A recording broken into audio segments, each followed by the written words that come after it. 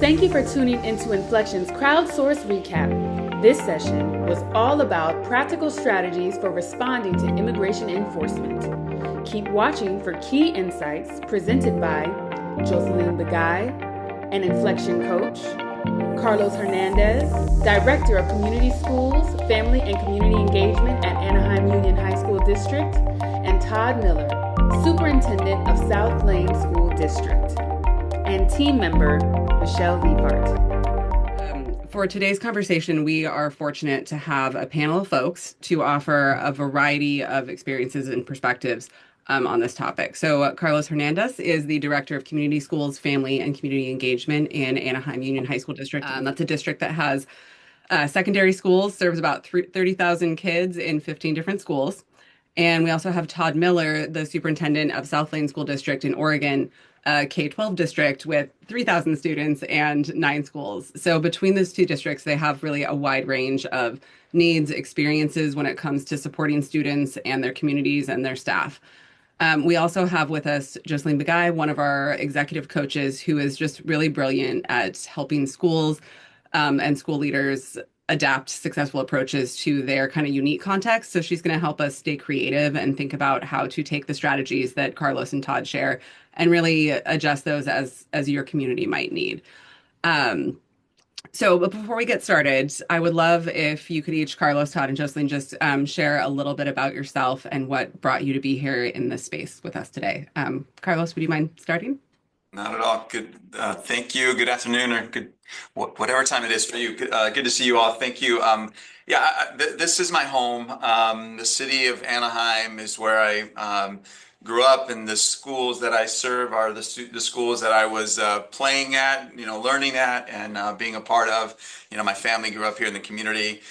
Schools, faith-based, all of the community experiences we have. And so to work here, to have the blessing to be able to work for the same community where I grew up in is at the heart of the work that we do around community schools, around helping our students, our families, our staff thrive. We can't do that without our community. We can't do that with our families, without our families. And so when we have current events that bring anxiety and fear and a level of we cannot be focusing on just the classroom. We have to embrace the challenges, embrace these current events, and use this as an opportunity to love on and share compassion with those suffering from the fear, from the experiences, and from those incidences, and also to teach an opportunity, a wonderful opportunity that I know we'll talk further about our students being the leaders and to be active in society along with our families to help one another. We are built to be in community, and we are not alone in this work. And so I'm happy to be with you all.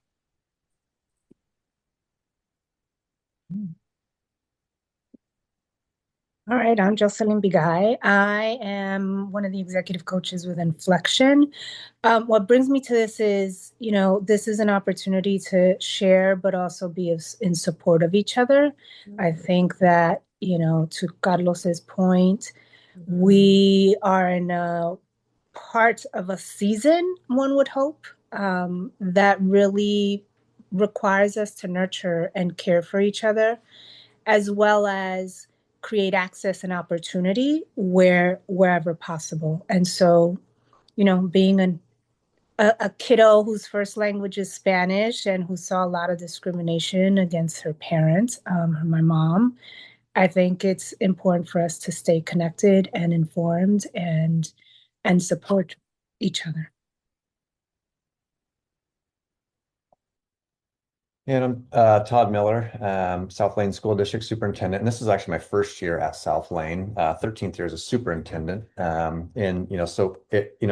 perspective of being actually new into a community where, Spanish speaking, but then also a large section of Guatemalan Hmong speaking population, which is an unwritten language dialect.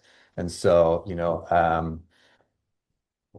in this, we've been experiencing in our smallish town, even the impact of raids and immigration and what that has done on our schools, and really forced us in this year into really honing in and fine tuning processes and expectations and communication and all those pieces and the well-being. I mean, that's the big part is the effects of this and what it has and what we can do. So hopefully I can help contribute as well. Awesome. Thank you all both for being here and for sharing. And I've had the good fortune to work with all three of these folks for a number of years, and I'm so grateful for everything that you do and the passion you have in your work, but also that you're here to share with folks today because you're wise folks. But with that, we're here to talk about the support that we can offer to those communities that are in our care, and we'll go ahead and get started with that. So the first question I have for you, all three of you, how can we best communicate and support the mental and emotional well-being of not just our students and families, but also our staff who are in crisis and impacted in this moment?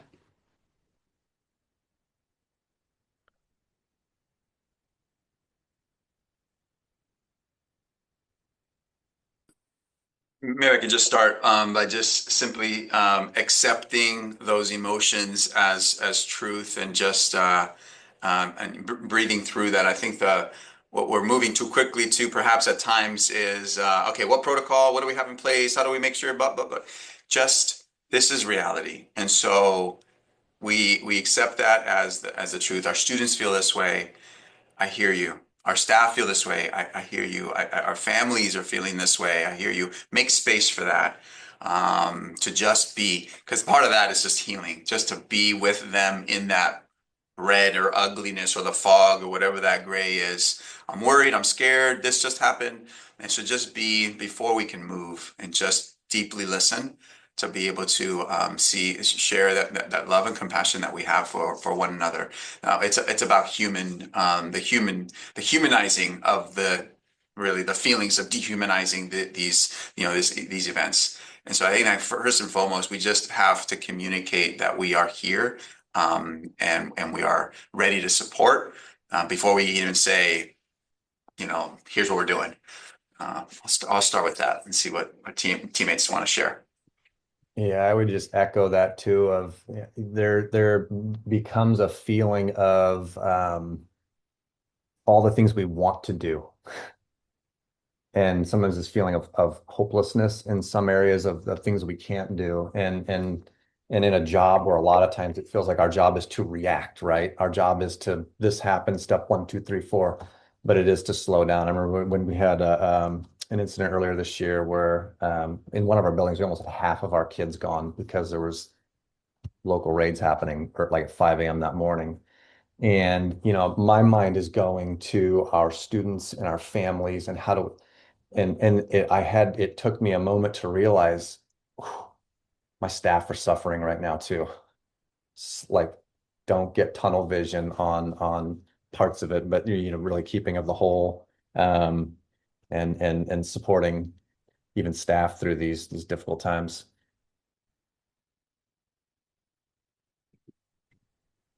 So so let me ask y'all, because y'all are still in the building. I am retired from that life, hopefully. So what does it look like, Todd, especially because I know you had some very specific things that took place for you guys. So what does it look like to make space? Because I'll share with you what I've seen in one of the schools, but I would just want to know what that looks like.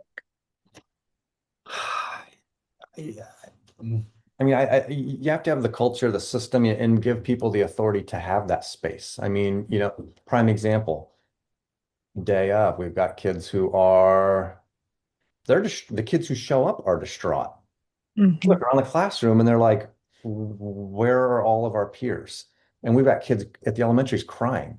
And it's like, at that point, it has to be okay to like, okay, instruction, it's okay. I don't care Yeah. what the lesson plan was for the day. Stop. Mhm. Take care of the moment. Take care of the kids. It became a good chance for us to connect that to families. And when you've got a classroom of kids who are crying, it's okay to send a letter home with the kids that night from the principal. Hey, we had a tough day. And we all know too that there's even very political ends to some of this stuff. But to just, when you can tell a classroom of parents that this was difficult in a classroom today, you should be aware of it. Talk to your child, to connect what we do in our schools to what they're, let them talk to their parents about it. My hope would be one that parents would either support, and there may be some who don't, but I would really hope that the kid, from the child's perspective to their parents about, that was difficult to see my friend not at school today. I was scared for him, to give people a perspective of where our students are coming from. And another example that very same day was staff. We had staff who just, this feeling of helpless, and they want to help, but there's things they just can't. But it was after school, and they were still worried. The rumors they're swirling about are they still around, and what are they waiting outside of schools? And so I had, and it's that moment of just kind of thinking on the fly the principal came and said, "Hey, some of my staff right after school want to get in their cars instead of their prep time that they have, and they want to get in their cars and they want to go drive around ahead of the buses to just ensure that they're not seeing anything." And in my head, I'm like, liability, all these things that are, but it's just like, if that's what they want to do to help, let them go. Let them go. Yes. Now tell them if they see anything, quickly call and let us deal with it. But yeah, we've got to give people that space to Yeah. heal the way they need to heal, and process the way they need to process, and support the way they need to support through these times. 'Cause it's confusing. Yeah. Mhm. Yeah. Can I add to what Todd was sharing? So yeah, absolutely. Immediately is about a sharing messaging home to let the families know we are here. We are here. Reach out. You are encouraged to reach out to our counselors, our social workers, our staff members, our administrators. Just let us know, what is it that you need support in? Do you see something from your child? Your child just came home. You see that they need some support. Let's reach out, and let's ensure that we're supporting the students. But that quick messaging of we're here to support, and we're ready to move. And the next thing would be to then plan some space where we are sharing, one, in the support, but two, what are your rights, and two, how do we create a safe and secure environment so that when you drop off your son or daughter as a family member, we know we don't want to have them at home. We don't want to live in fear. We want to know that we're safe and we're dropping our students off in a safe and secure environment. So how do we create workshops to ensure that our families know and feel confident that they are as safe as can be. Yeah, and then third, what is our staff doing to then be visible, to ensure that, as Todd mentioned, to be in the front. So when our families come through, we're waving, we're smiling, we're bringing that hopefulness back to their lives where they have lost a little bit of hope because of the recent incident. And so that quick move of bringing hope to that environment is going to provide peace. And that's what we want. And then we'll continue as we get into protocols, like how do you share with how do you make space at home, as Todd described, with our families? What do they say? What are those conversations? And so perhaps the families need some support on how to communicate with their with children. How do you encourage? How do you create that reassurance to children to make sure that they're feeling that safety and connectedness, so that they don't feel lost or lonely, but they're connected and they belong. I appreciate that because that's essentially, so I heard a couple of things. I heard, as a superintendent, giving autonomy to folks to kind of, instruction can pause for the moment, right? I also heard having systems in place that allow for at least hope, right? Because, that notion of the audacity of hope, right? Because fear is fear, and it's not going to go away immediately in a moment like a 5 a.m. raid in a community. But we can provide ways of showing strength and offering hope to folks. What I've seen in school districts or schools that I've supported is something similar, right? If I pull the thread, superintendents, administrators, they do give autonomy for if something happens in your community, there's a pause button, right? There's this Everyone knows they can sit in their room and talk with kids. There was a school that had an assembly right after, and then the school psychologist came through, right? So it's that notion of pausing and giving autonomy for what needs to take place outside of the usual school day protocol. And that notion of, how do we provide even just a moment of hope or a moment of just, you can breathe because you're safe. And that's the hardest part I would offer. And one thing that I think we found by necessity was also ensuring that staff know how these families are also being supported too. Um, Whether it be through the school or like if you have like a family resource center, or if there's other community organizations who are specifically out supporting the families. Because if staff don't know what that process is or that there is support, some may assume that there isn't support. And then that's like bolstering the fear and then the helplessness. Or if they don't know, they also don't know how to help. Like if they wanted to donate food or they wanted to, donate, or how do I support, or where do I go to, so by knowing what that support system is, but then also ensuring everyone else knows what it is too, so that there's not also confusion of people. How can we help? How do like, wait, there's already a system set up. This is how we help. So just making sure that everyone is aware of what that looks like in your area. Mm-hmm. I have a question. Carlos, Ling shared in the chat a resource that you had shared around community voice circles, and I know that that's something Anaheim had a really established practice of prior, but you had shared with us how you used that tool recently. Could you talk about that a little bit? Yeah, again, the pivot, right? This is the teaching and learning that's happening today because this is where we are, where our community is. This is about community schools, right? Best way to lift up our students' needs, interests, aspirations, and passions is in the classroom where the adults are creating space to say, this matters so much that we're making this the learning. And so community voice circles, different ways of using that. It's a focus group, but it feels different when you say community voice circles because we're asking, a small group volunteers to, interact with their feelings with others that are feeling the same way perhaps, and then just being in that space to be able to listen to one another, to love on one another. I mean, it's emotional. We're capturing maybe even some street data on the facilitator side of things that we didn't know, but ultimately it's for the feeling of bringing that hope back to that fear, and to know that there is something that they can do, perhaps as students, even as adults and families as well. So we've done community voice circles with our students, our staff, and our parents, our family members.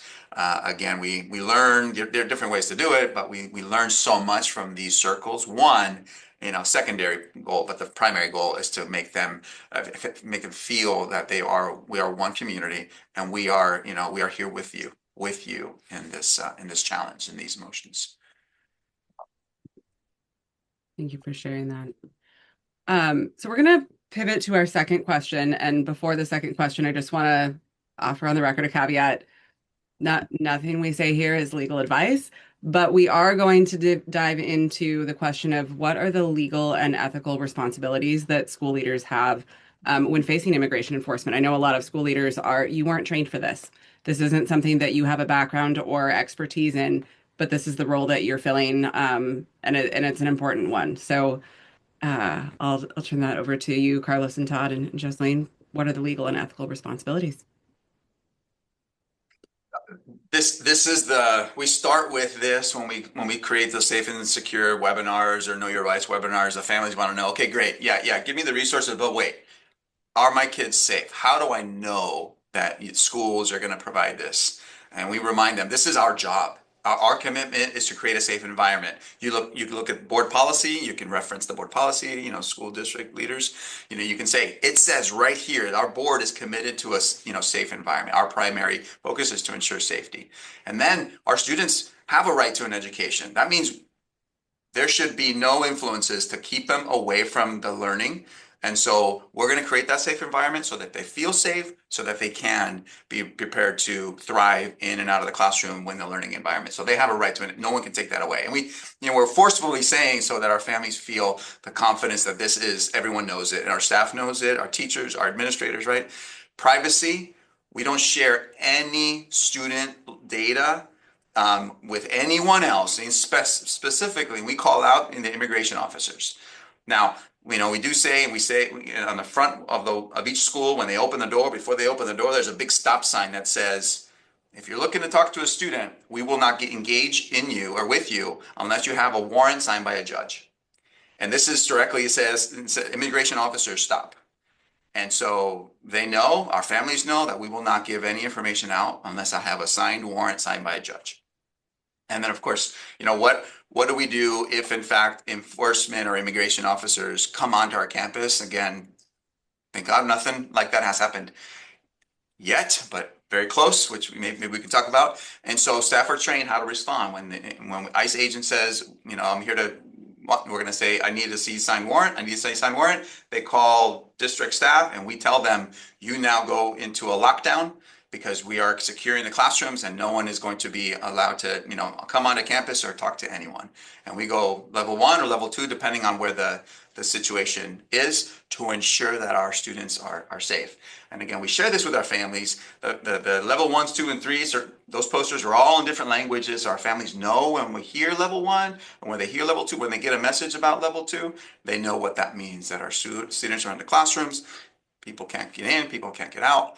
And of course, that's really the call, the legal responsibility that we have ethically, that we will continue to support at every one of our schools. Yeah, I just go back to the most basic root of what we do in education, and that is, man, every kid should feel comfortable coming to our schools. I mean, it's simple, it's clear. One thing, and I mean, everything, Carlos. One thing too that we noticed in I would say slowly noticed, but have also tried to now be very clear with, it felt like a blind spot to us initially, was also training our transportation staff. We felt like we were very good early on in our buildings. And we were like, we've got our staff all trained up. Wait a minute. These kids are also on buses for a long period of time. And actually, they're away from our buildings at that point. And a lot of times our bus drivers get left out of trainings. We're like, whew, that was a blind spot for us that we have since filled.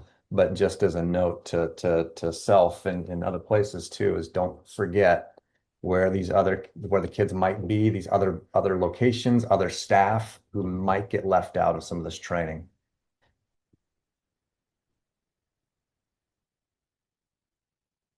Yeah, there's something I'm hearing from both of you is connecting the strategies you're using today, even in like levels of trauma that you didn't plan for, but you're using strategies that you already had in place. You're using trainings, you're using forums that folks are familiar with to make it easier for them to adapt that to this moment. And I think that is a really brilliant way to do it. Carlos, you had in our planning for this shared kind of a purpose that you also used to kind of persuade some folks who weren't necessarily understanding how to apply this. Could you speak about that a little bit? Yeah, and I noticed that the resources you added there. So, yeah, so the resources also are part of just those webinars that we develop, and they're fluid. We tell our families, come next month because we'll enhance it based on the questions that you have. The immigration FAQ, the bus transportation question comes up. The families are like, my student is on a bus often. If ICE stops them, are they just going to open the door? Absolutely not. The bus is a classroom. And so same thing, they're going to show a judicial warrant signed by a judge, and our bus drivers, to your point, Todd, are trained to know how to do that. Absolutely. I mean, this is really, really important. But the purpose, even of our class of, and again, I say even because I want to be clear, is not just the administrators that have the clarity in their role because they're the front line, in front of the school, but our office staff know, they have a clear purpose. Our custodians, the maintenance and operations people, the people, the bus drivers, every one of those people that are out there know how important it is to communicate and to ensure that their role is to help secure the environment for our students. And so we did go out and talk to our maintenance and operations department and all of those folks because they're out there on the grass cutting the grass, they're out there doing their thing. So when they see something, we tell them they need to say something, right? We don't ask them to address the ICE agents. We ask them to turn around. They have permission to stop what they're doing and to walk into the main office, find an administrator, and communicate what they saw. And then from there, the administrator takes it and they know what to do, which is contact the district and move forward. But that is a directive. And so some pushback is, well, are you telling me that you're going to pay for my job? Or, if I lose work because I'm not doing my job, and we're telling you, we're giving you permission to pause what you're doing and to and to help us support a safe environment. We're not asking you to engage or to block anything. We're simply asking you to move to the main office and address the administrator. So that again, is clear for them. Whether politically, again, this is definitely political. I mean, if I know everyone knows that, but I don't care what side of the aisle you are. Our job is to create a safe environment for our students, the families, and the staff that we serve, and that's what we're directing our staff members to do.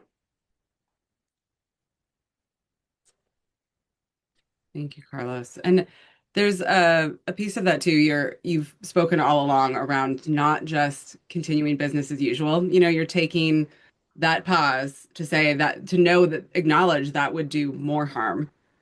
And then how can we lean back on what we're here for, which is the kids, and make sure that we're doing our most important job of keeping them safe and making sure those families feel welcome. So thank you. Thank you for sharing that. Jocelyn, did you have anything that you wanted to add on this? They covered everything I would have offered. Yeah, and I definitely encourage you to check out the resources shared. I just shout out to Carlos. Your district does such a great job of preparing training materials, and anytime we've had questions, we look at what you've done, and it's so comprehensive. So those resources are really phenomenal if you're looking for something to support your own approach in your own site. So kind of transitioning to our next topic, what are kind of the immediate resources that you have found that you can leverage to empower your staff, your community, your students? How do you tap into those things that are maybe outside those policies and structures that you've already talked about?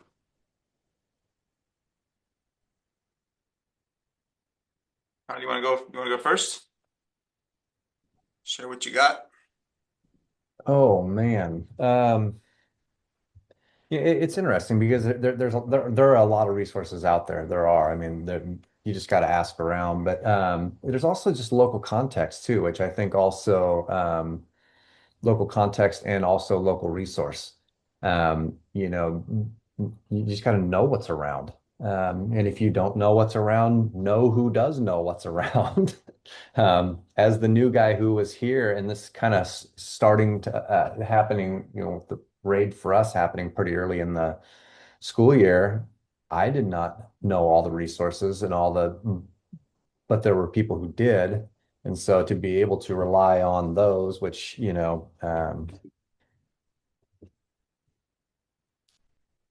I think it helped a ton in not being prepped personally, but knowing who is prepped for all those resources to be able to run questions through and to work with and to kind of have your team. For us, and I would say, we're a smaller district. We don't have massive departments, and so we wear a lot more hats, which in some ways is good, in some ways is not good. We don't have near the stuff Carlos does and all the resources, but Carlos just put a bunch in the chat, so we steal them from him. So no, it's good, and I mean, I guess that's what I'd say is when in doubt, ask around and search around and find the people who have it, and beg, borrow, steal, and then you have to localize it generally for your own context, for your own buildings, your own systems, or whatever resources you have in your community or don't have, to individualize it then for yourself.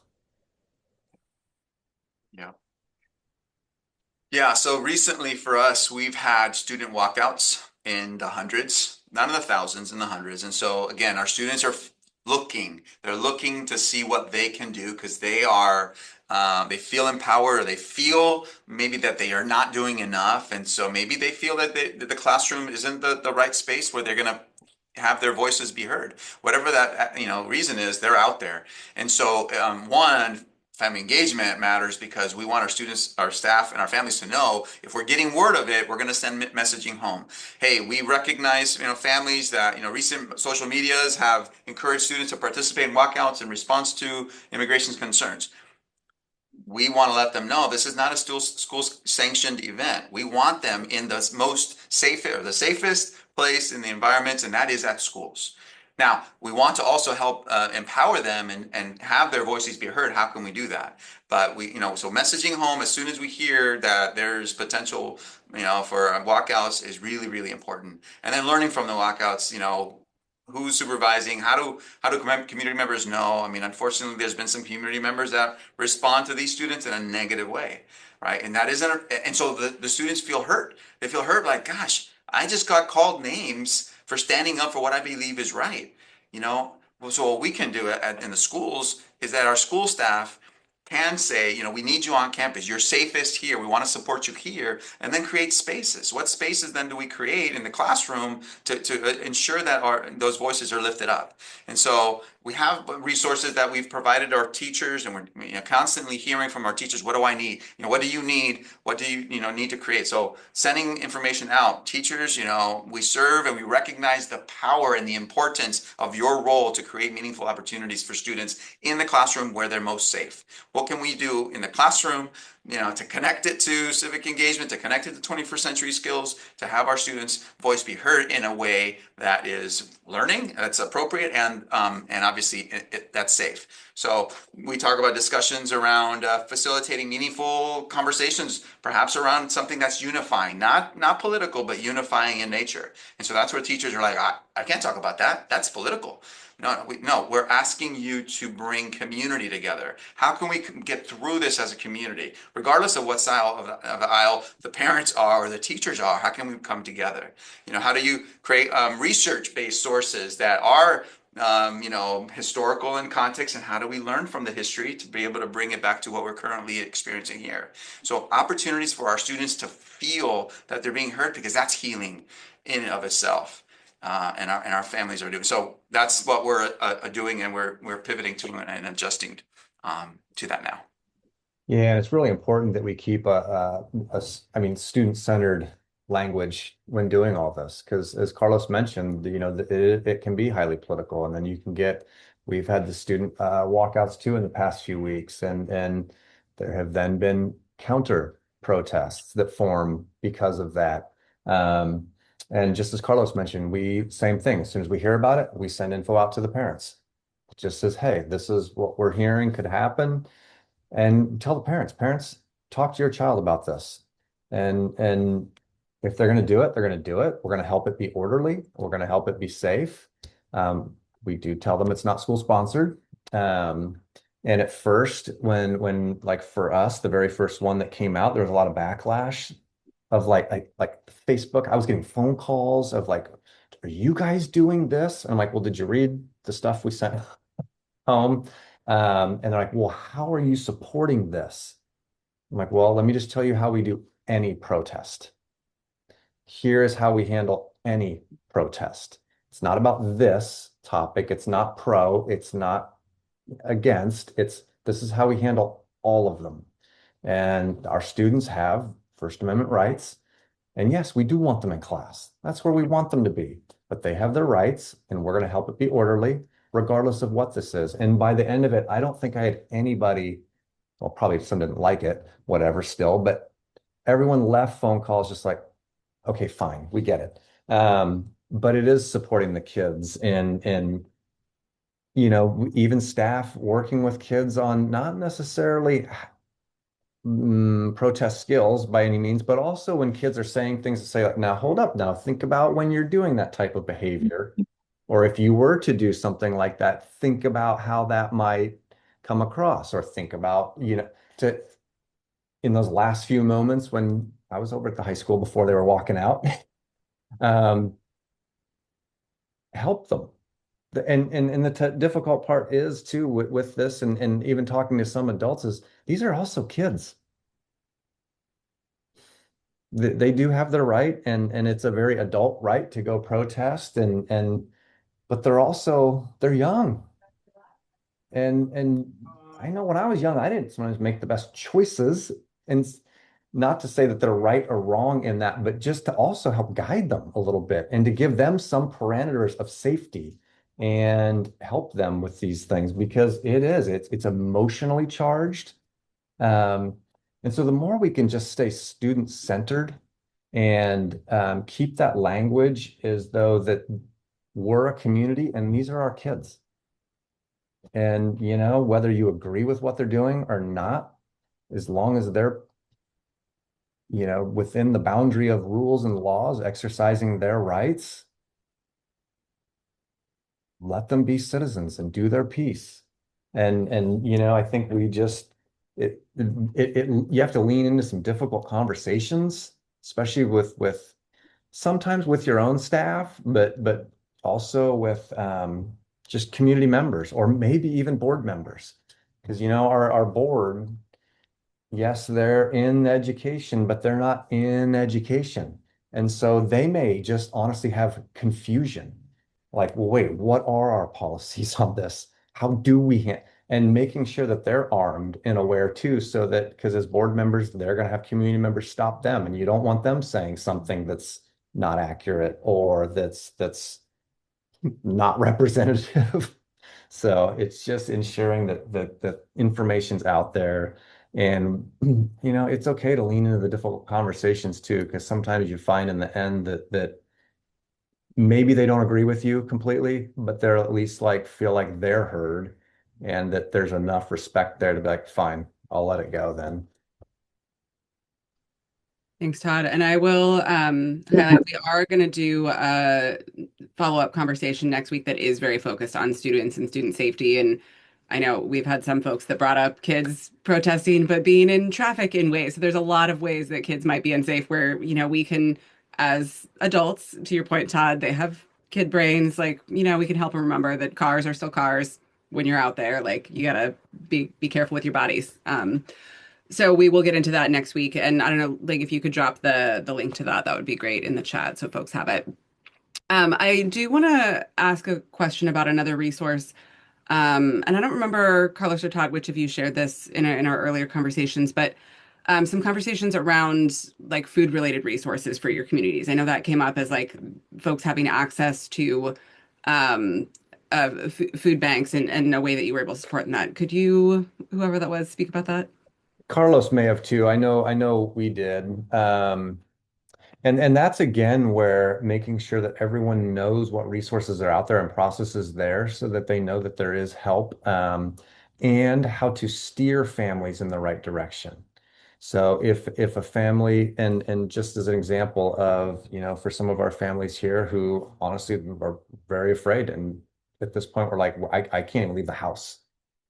Um, and so at that point, obviously we know we've got families there, we've got kids in this place, and they may not have any food, um, or any way to like safely leave and go get it. So when we're a conduit for a lot of these families and kids, and they know us or have a trust, we need to know where to steer them as to how they can get these resources, whether that be internal in your district or it be a community resource or whatever it is, know who that resource is in your community. And so that your people know how to steer families to the right place so that they can get those resources. Yeah. So then at that point too, we even had staff who were like, I'll volunteer on the weekend to go drive around and, things like that. But even those processes are very carefully done. Like I just, even myself, I drive a white Tahoe. I am sure me rolling up to somebody's house, if they didn't know who I was, they're not going to answer the door. And so it's just ensuring that those processes are in place that when you think you're helping, that you are helping though too. And so whoever has that, whatever organization or whoever has that system in place that the families trust, that you also work within that system to because they've got a way that they can do it and do it safely, and one that the families feel safe and feel comfortable. And so um, it's just knowing what that is. And so not just yourself, but other people in your organization can also steer families in the right direction, to get them to the right place, to get those resources that they need when they're not with you. Yeah, yes, and Todd. I mean, I love it. You're talking about resources, and I know we're talking about food, but in this case, anything. You want legal services, you want support with, those services that you need as a community member. How do we introduce them so that they trust those organizations? Because if they're maybe on their own, they're not going to talk to them. But if we hold a webinar and we introduce the different organizations, or if they go to our website and because it's right there, it's the first thing they see when they open up Anaheim Union High School District, and it says immigration resources. It'll come to Family Preparedness Plan resources. It'll come to City of Anaheim resources. It'll come to the Orange County Justice Fund, which are legal services. It's there and available. And when we do webinars, we actually invite those partners in. They hear it live or in person, mostly now webinar because they want to feel safe. But that we introduce them to those partners, and then we pass the baton, and they then work with them for those legal services because we can't provide those things. So yeah, resources critical, but it's that relationship. Todd, to your point, relationships so important in order for our families to feel safe that they can and have those resources available to them.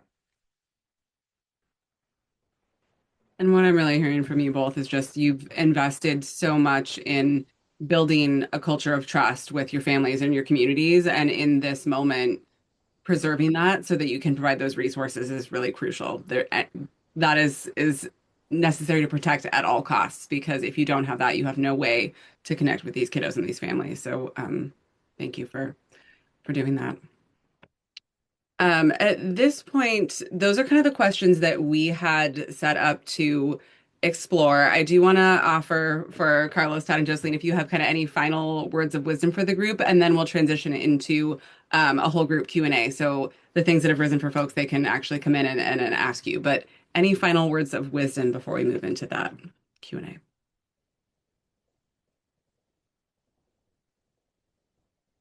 Just doubling down on the fact that we're not talking about politics. We're not talking about political. We're talking about humans. And we're talking about the dehumanization of what is happening with people that we love in our community. And so when we see not the targeted, ICE raids, but it's the roving across the city, it instills fear and stress and anxiety that will be with us for a long, long time. That is what we're talking about. How do we bring peace? How do we bring hope in the current, challenge that we're facing, with our students, with our families, with our staff members as well, that is currently in this climate. So we're talking about getting through this together. So one community.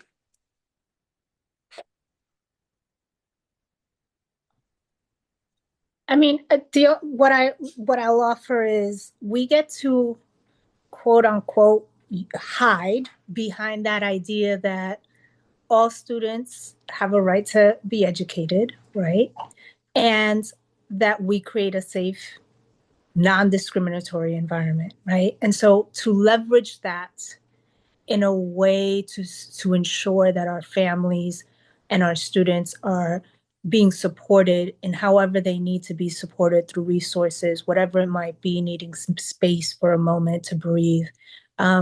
We get to use that to our advantage in a whole different way, right? And so thinking creatively around that or doubling down on things, we're protected by that. So I would say that, you know, at the end of the day, regardless of where we sit, we get to use that to our advantage, to the students' advantages, really.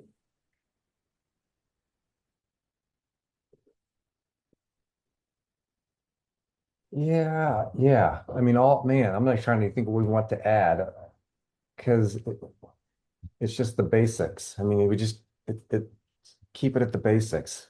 These are our kids. We love them. Need them in school every day. Safe, loving to be here. Supporting the families. That's what we do. And I don't know, I just think it's a time to get creative. I mean, to think out of the box and I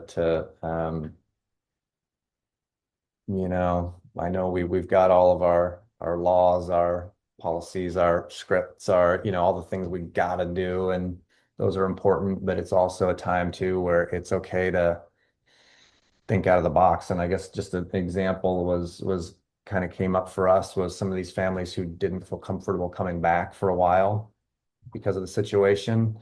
We started pondering in Oregon, we have the 10-day drop rule. You don't show up for 10 days, you get dropped from school. And especially when we've got like our Guatemalan mom speaking population unwritten, to make those families have to come back and re-enroll is like it's like it's a barrier. And so we're like, okay, we don't want this barrier to happen. So before we even get to 10-day drops, what can we do to send work home, make contact, mark them present for attending to schoolwork so that we can keep them from that processing taking place. We don't want to break attendance rules, but we're like, you know what? It's time to get creative so that we don't put these families and kids in an even worse spot. We're just now putting more challenge upon them. So to just get creative in how you support. Thanks for watching.